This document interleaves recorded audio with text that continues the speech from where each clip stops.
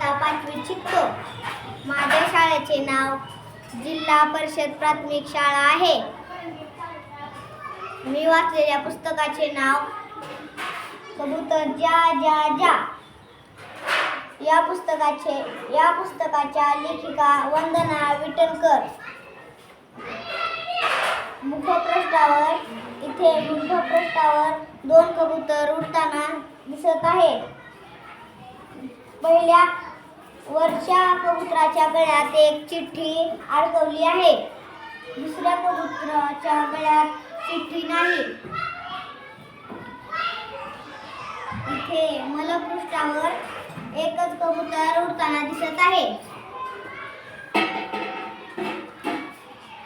एके दिवशी जंगलात सगळे प्राणी जमले. वाघ, सिंह, हत्ती, कोल्हा असे इतर प्राणी जमले. त्यांनी शर्यत लावली.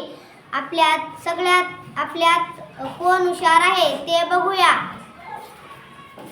शर्यत लावली. मग सगळेजण शर्यत लावले आणि आपल्या घराकडे निघून गेले. तेव्हा एक तिथं माणूस आला आणि म्हणाला, मी बघेन कोण हुशार आहे तुमच्यातला. त्याने म्हटलं